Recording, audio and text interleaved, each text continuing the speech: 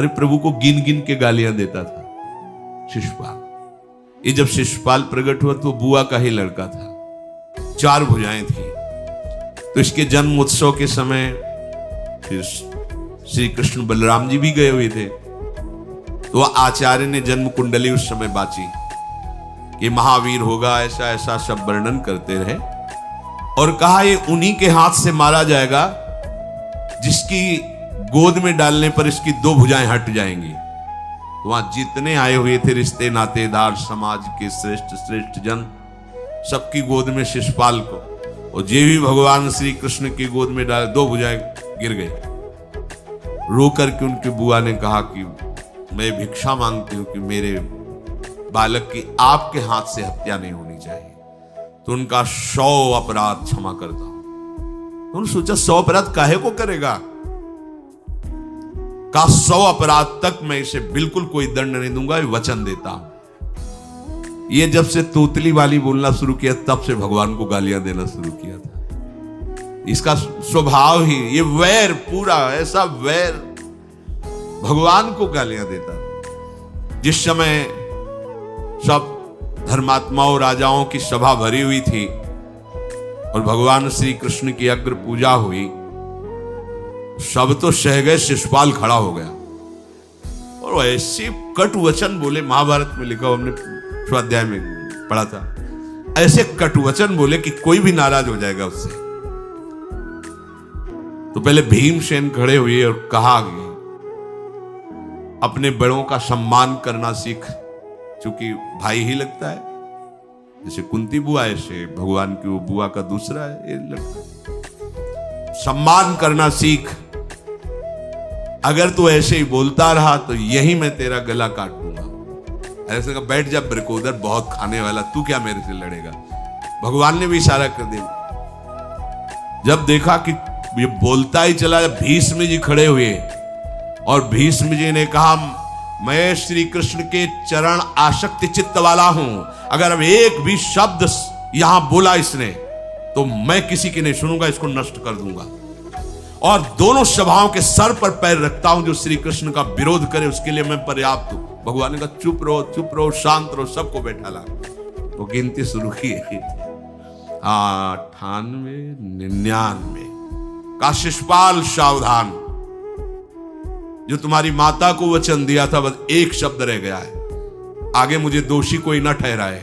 100 तक क्षमा करने की बात कही थी। जे ही, वो तो रुकने वाला थोड़ी था, जे ही आगे बोला सुदर्शन जी के द्वारा उसका वो परम उद्धार हुआ जो बड़े बड़े ऋषि मुनियों के लिए बड़ा दुर्लभ पद कहा गया है।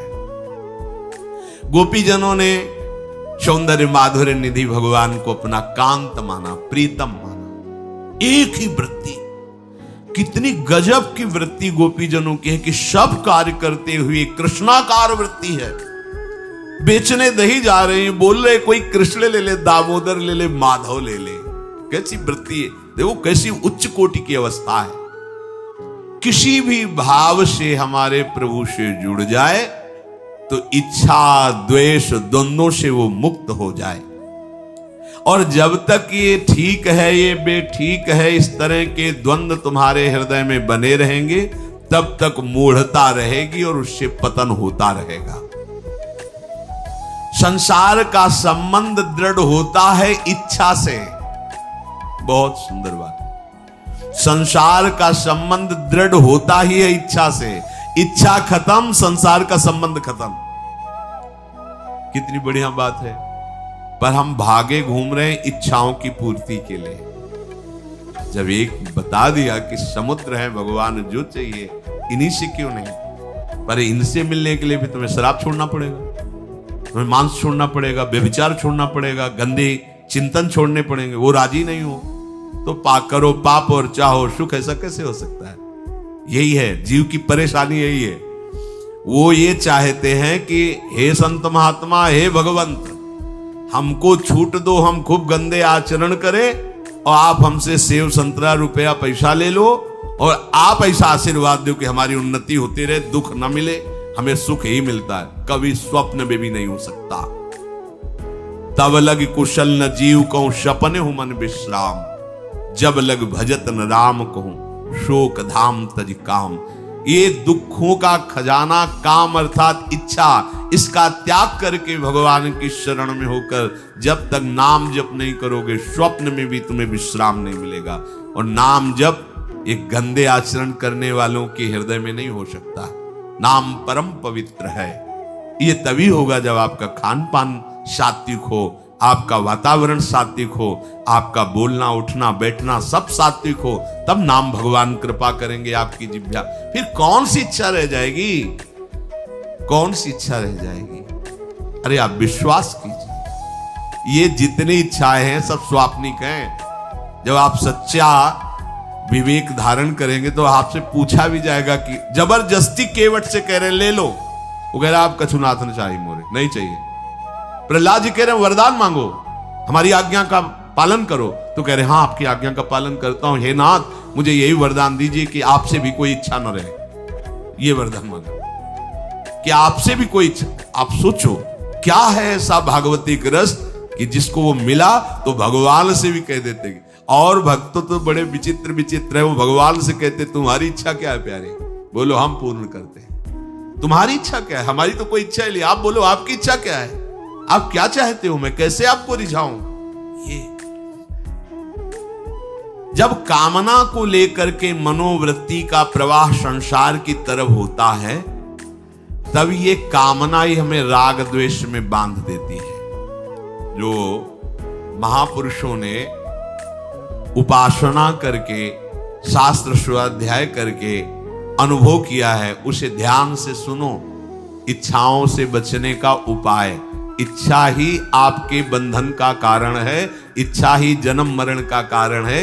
इच्छाओं से बचने का उपाय, कर प्रमाद मत बनो आलसी, करो सुचारु रूप से काम, अपना काम स्वयं करने में लाज बड़प्पन तजो तमाम।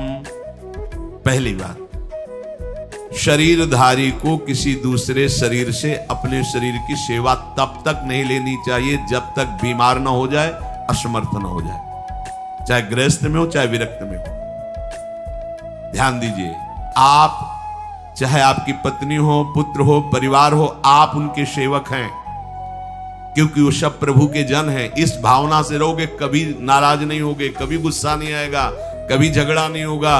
अगर आप अपने को ये माने कि प्रभु मेरे इस रूप में आए हुए हैं, मुझे अपने कर्तव्य का पालन करना है, तो कहीं झगड़ा नहीं हो सकता।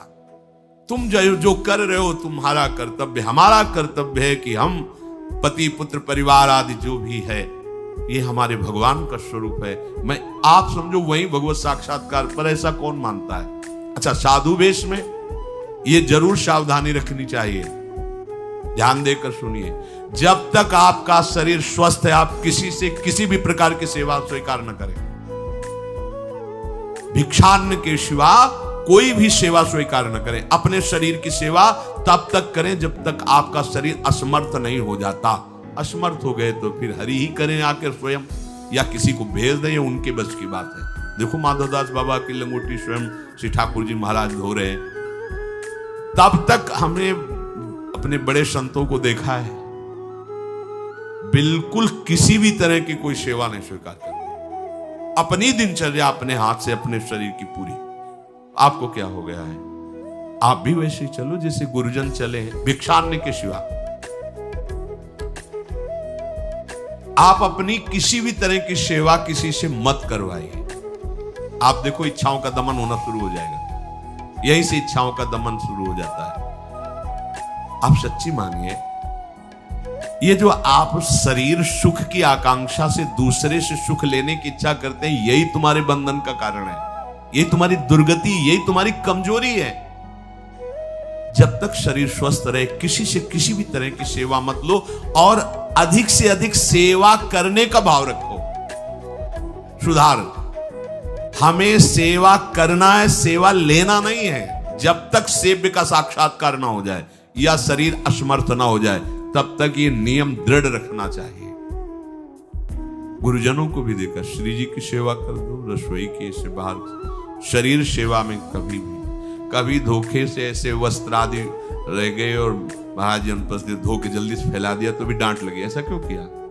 रखे थे महाराज जी ने, ऐसा कर नहीं, जब तक हम कहें नहीं तब तक नहीं। आज भी सरकार अपने ही हाथ से श्री जी को भोग लगा के ही, सब हैं पर वो अपने ही हाथ से 2 रोटी भोग बना के।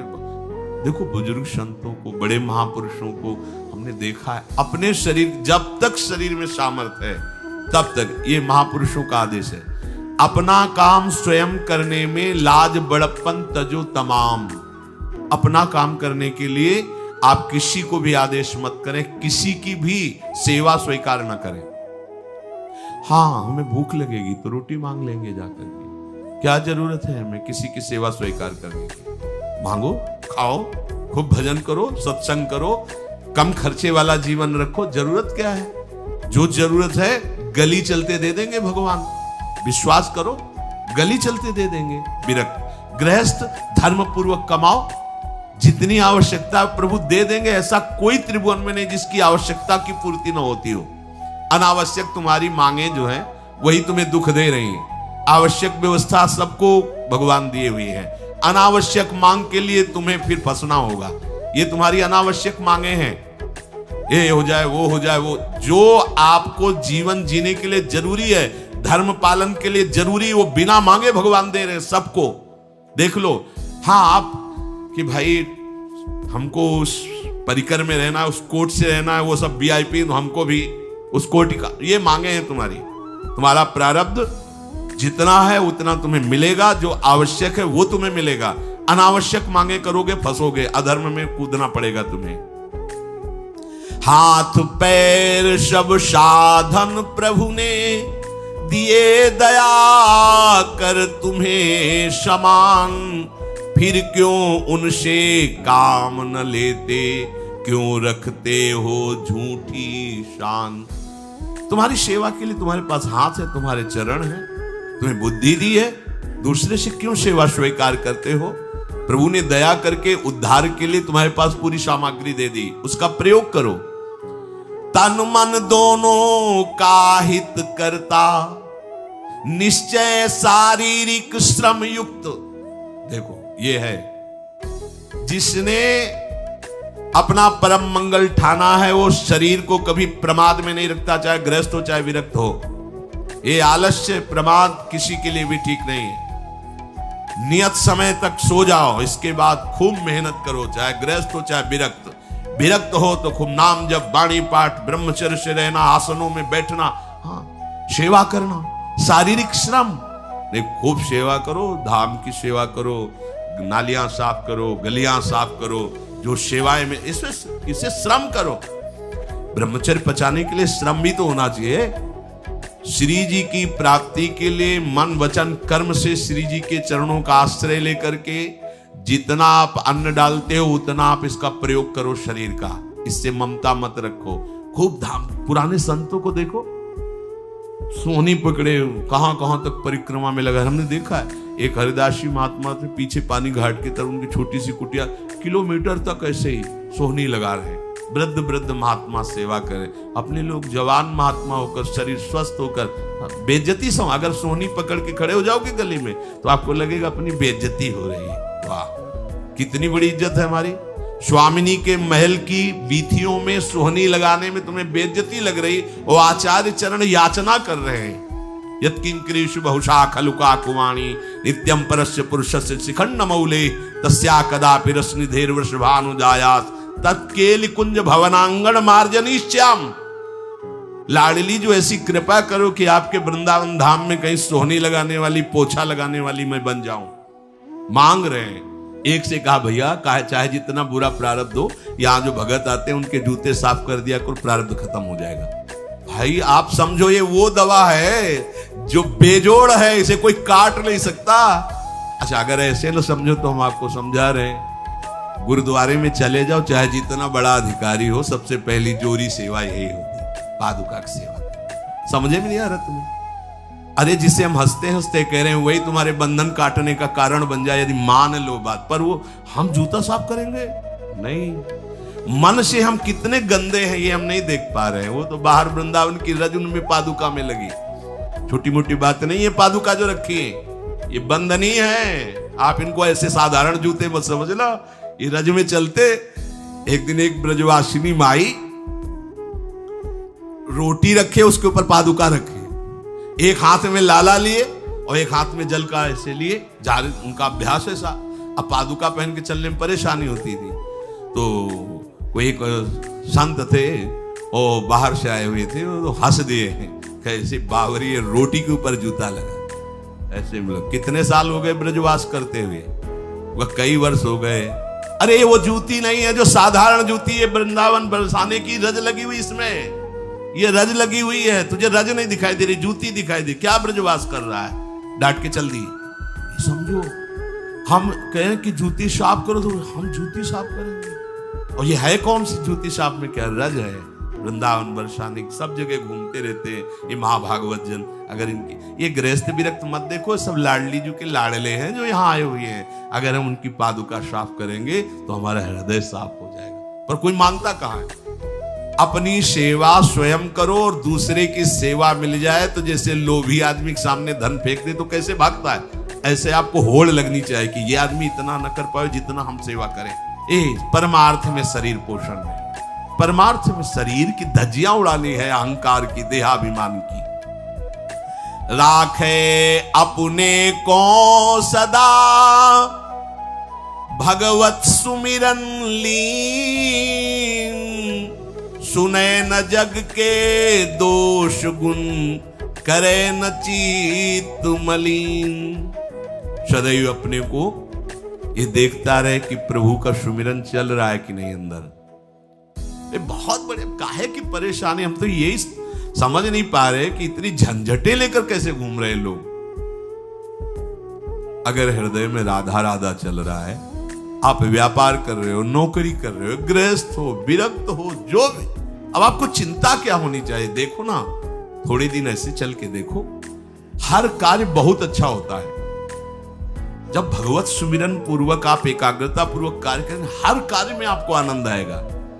पर वो तो शरीर पोषी, जैसे आग जलने में फफोला पड़ जाता है ना, उसको बहुत संभाल के रखते हैं, ऐसे देहाभिमानी साधक भी होते हैं।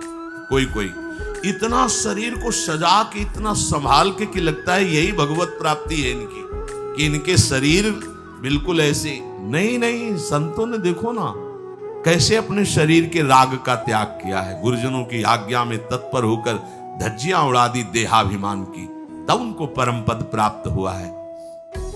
अपने शरीर का राग रखने वाला परमार्थ में कैसे चल सकता है। कब तक फंसे रहोगे विषयासक्ति वासना में हो दीन, अरे कब तक मन में भरे रखोगे दुर्विचार दुर्भाव मलिन। जिन भोगों के लिए हो रहे तुम लालायित सुखमय जान, यही घोर दुख उपजाएंगे, बढ़ जाएगा अज्ञान। इसलिए छोड़ो सब आशा ममता आसक्ति कामना मद अभिमान, एकमात्र शरणागत होकर भजो निरंतर राधे श्याम। प्रभु की आसक्ति हृदय में धारण करो, यही समझ में नहीं आता। चले हो राग त्यागने के लिए, पोषण कर रहे हो शरीर राग का, कैसे बात बनेगी। चलो कोई विषय संसारी है तो लगता है अभी बेचारा है। आप लोग बेचारों की लाइन में थोड़ी हो, आप लोग बेचारों की लाइन में नहीं हो। आप जितने भी, चाहे गृहस्थ हो चाहे विरक्त हो, धाम आ गए हो, दीक्षा ले ली है, शास्त्र स्वाध्याय करते हो, सत्संग, आप बेचारे हो, आप भगवत पार्षद हो। पर आप अपने स्वरूप को समझो, ये अंदर की बातें सुधारो। आगे कह रहे हैं कि सुने न जग के दोष गुण, करे न चित्त मलिन। अपने भगवत चिंतन में मगन रहो। कोई तुम्हें यदि किसी की निंदा आदि सुनाने लगे तो उसे मत सुनो। पूछे कछु कछुए कहे, को आए के पास, सुन ले कछु बोले नहीं, सब ते रहे उदास। पर निंदा पर दोष के कथन सुनन में लोग, जो आनंद अनुभव करें तो लहे नरक के भोग। तुम्हारे पास आकर कोई तुम्हें दूसरे की निंदा सुना रहा है और अगर तुम्हें हर्ष हो रहा है, कैसी बात। कोई नामदाता सदगुरु की निंदा करे, तुम सुन लिए, कैसे तुम्हारे इस पाप का प्रायश्चित होगा? सुनने और कहने वाले दोनों को एक ही दंड मिलता है बराबर। तुम अपने गुरुदेव की निंदा सुन ली, तुम अपने आराध्य देव की अवहेलना की बात सुन ली। उपासना नहीं, कहीं देहाभिमान है कि हम तो गुरु के श्रेष्ठ है ना, गुरु जी की निंदा होती हमारी वंदना हो रही, परिणाम में लड्डू मिलेगा, खा लेना, परिणाम पक्का। पर निंदा के कीते आवत नहीं कछु हाथ, मूर्ख पर्वत पाप को ले चल अपने साथ। वैष्णव निंदा, भक्त निंदा, गुरु निंदा, ये तो बहुत ही भयानक है। भक्तन निंदा अति बुरी भूल करे जिन कोय, किए सुकृत बहु जन्म के क्षण में डारे खोए। कह रहे जो दूसरे की निंदा सुनने में आनंद का अनुभव करता है उसको भोग मिलेगा। काहे का? बोले नरक का भोग मिलेगा। इसलिए जो तुम्हें ऐसी बातें सुनाने के लिए उत्साहित हो उनसे उदासीन रहो, अर्थात उनसे कोई परिचय नहीं, कोई अपनापन नहीं। हाथ जोड़कर कह दे कि आज तो आप कृपा करके आ गए हो, आगे कृपा करके कभी मत आना। नहीं, आज हम आपका स्वागत नहीं कर रहे, आगे स्वागत करेंगे तो आप सह नहीं पाओगे, इसलिए आप कृपा करके आगे मत आना। हम आपके पास गए नहीं, आप आकर हमारे गुरु की, हमारे इष्ट की अवहेलना की बात करोगे तो आज क्षमा करते हैं, चले जाइए, दोबारा मत आना। चाहे कोई भी हो, तुम्हारी निष्ठा में इतनी ताकत है वो झुक जाएगा, उसकी सामर्थ्य नहीं कि वो आगे आ जाए। अगर हमारे कोई इष्ट की, आचार्य की या किसी भी नाम जापक की कोई निंदा करता है, हम सुनते हैं और उसे सुख मानते हैं, तो कह रहे हैं उसको नरक का भोग मिलेगा। नहीं, हमें जिस मार्ग में चलना है, हमें अपने आराध्य देव की प्रति प्रीति प्राप्त करनी है, और प्रीति प्राप्त होती कोई भी राम कृष्ण हरि शिव बोले, सबके चरणों में हमारा नमन है, सबकी चरण धूले हमारे माथे पे। निंदा करना, अरे सब जगह भगवान है, ये बात देखने के लिए तो हम चले, हम निंदा स्तुति। अगर कोई हमारा मित्र बनता है, हमारा निज जन बनता है, और हमको हरि गुरु इष्ट आदि किसी भी तरह की कोई निंदा, हमें बिल्कुल बर्दाश्त नहीं करना चाहिए और दूरी बना लेनी चाहिए, कभी उससे संभाषण नहीं करना चाहिए। कहे न अपनी बात कछु, सुने न पर की बात, एक निष्ठ प्रभु में रहे, बसो सदा दिन रात। अपने हृदय की भक्ति की बात सहसा किसी से ना कहे और ना किसी की बात सुने, क्योंकि हमें अपनी आचार्य निष्ठा, गुरु निष्ठा से चलना है। आप अपनी निष्ठा से चल रहे हो, हमारे काम की है नहीं, क्योंकि अब हम बदलने वाले हैं नहीं, तो तुम्हारी निष्ठा से हमें कोई परिवर्तन होने वाला नहीं। और हम अपनी निष्ठा के बाद तुमसे इसलिए नहीं कहेंगे कि वो तो इष्ट मिले और मन मिले, मिले भजन रस रीति, तब वो बात कहनी चाहिए, ऐसा किसी से नहीं। तो क्या करे, एक निष्ठ होकर अपने आराध्य देव में दिन रात लगा रहे। ये बहुत जने, बहुत जगह जाना, बहुत लोगों से व्यवहार करना, ये सब भजन में बाधक बात है। समिट जाओ, अपनी लाडली लाल को दुलार करो, नाम जप करो, धाम वास करो, बहुत जो है, हाँ दर्शन कर आओ। नहीं, एकांत वास करो, प्रभु खुद आके दर्शन दे देंगे, मान लो विश्वास।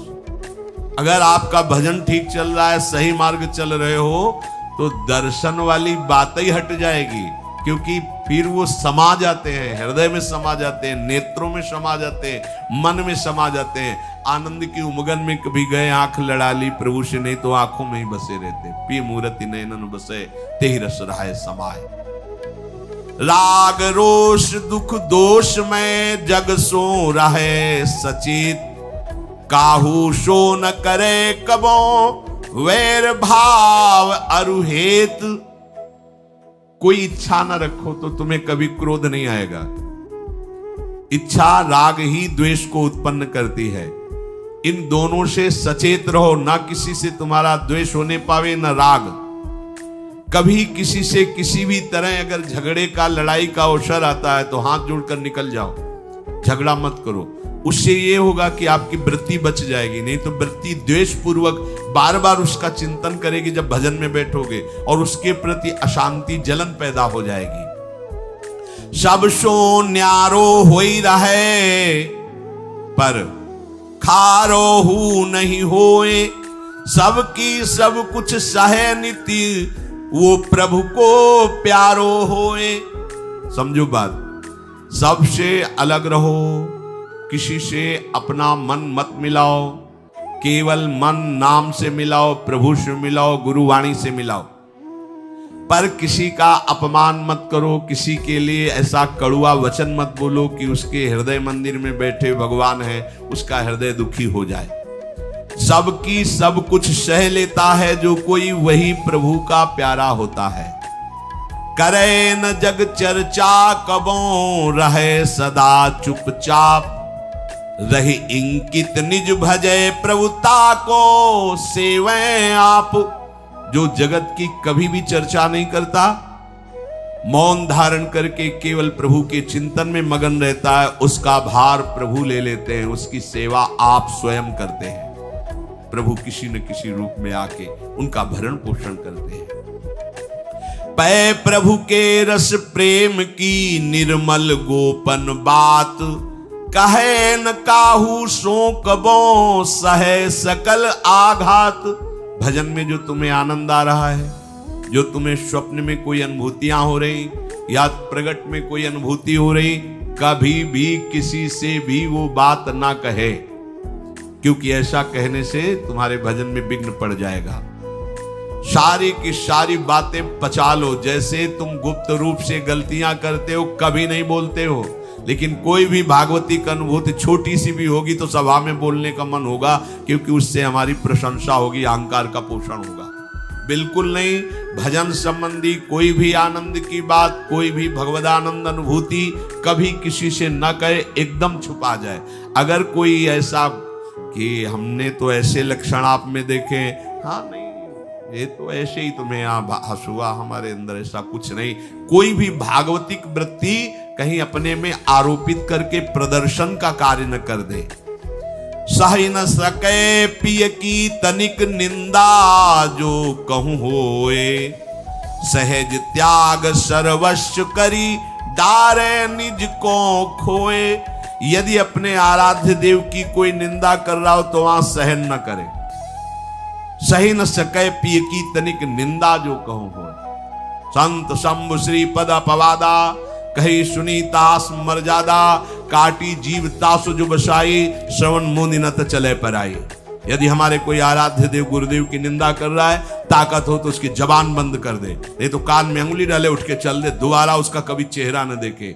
भरत जी ने माता कैकेयी से कहा कि आपने हमें निमित्त बनाकर 14 वर्ष का वनवास भगवान श्री राम को दिया, इसलिए आज के बाद में कभी तुम्हें मां नहीं कहूंगा, पापिनी कभी तेरा मुख नहीं देखूंगा।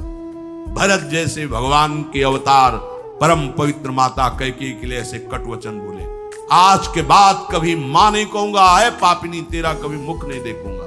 ये जो हमारे इष्ट की निंदा कर दे, हमारे गुरुदेव की निंदा कर दे, हम उसे आदर देंगे, हम उसको बात सुनने के लिए बैठा लेंगे। हाँ और बाओ, हमें और गंदा करो। सहज त्याग सर्वस्व करी, डारे निज को खोए। अपने अपनत्व को अपने आराध्य देव में सहज समर्पित कर दे।